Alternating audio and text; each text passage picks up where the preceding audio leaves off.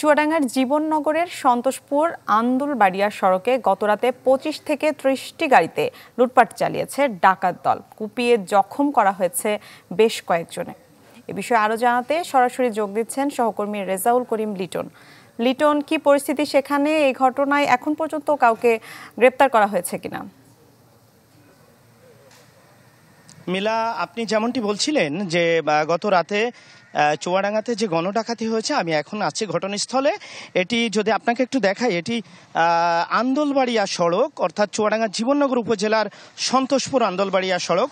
এই সড়কের ঠিক এখানেই আপনি দেখছেন এখন এখানে পুলিশ সুপার জীবননগর চুয়াডাঙ্গার যিনি পুলিশ সুপার, নবাগত পুলিশ সুপার খন্দকার গোলাম মাওলা এবং জীবননগর থানার ওসি সহ পুলিশের একটি টিম এখানে এসেছেন। তো গত রাত প্রত্যক্ষদর্শীরা যেটা জানিয়েছে আমাকে, গত রাত 10:15টার দিকে এই জায়গাতেই ডাকাতরা খেজুর গাছ এবং রাস্তায় ব্যারিকেড দিয়ে তারা এখানে ডাকাতি শুরু করে। প্রায় 15-20 জনের একটি ডাকাত দল এবং পথচারী যে যাকে পেয়েছে ডাকাতরা কুপিয়ে জখম করে, নারী সহ সবাইকে কুপিয়ে জখম করে তারা তাদের সর্বস্ব লুটে নিয়েছে এবং কয়েকজন আহত হয়েছে তারা। আর পুলিশ বলছেন যে পুলিশ একজনকে আটক করেছে এই ঘটনায় এবং তার জিজ্ঞাসাবাদ চলছে। আপনারা দেখছেন যে পুলিশ সুপার সহ প্রত্যক্ষদর্শী যারা ডাকাতে আক্রান্ত হয়েছে তারাও এখানে আছে।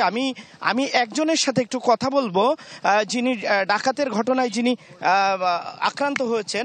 আপনি যদি আমাদেরকে একটু জানান যে আসলে ঘটনা কি ঘটেছিল। ঘটনা ঘটছিল গতকাল রাত 10টার দিকে জীবননগর থেকে আমি আন্দোলনবাড়িয়ার দিকে আসছিলাম। এর মধ্যে সন্তোষপুর পুলিশ বক্সের এই জায়গায় পৌঁছাইলে রাস্তার মাঝখানে একটা খেজুর গাছ কাটা দেখি।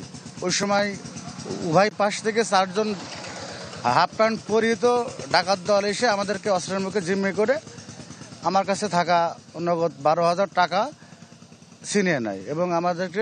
কতজন আহত হয়েছে? মোটামুটি 4-5 জন আহত হয়েছে।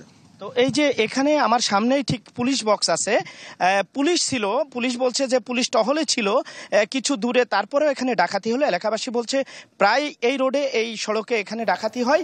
এই ঘটনায় আসলে প্রতিকার যাচ্ছেন এলাকাবাসী। জি লিটন, ধন্যবাদ আপনাকে। চুয়াডাঙ্গা থেকে যুক্ত হয়েছিলেন সহকর্মী রেজাউল করিম লিটন।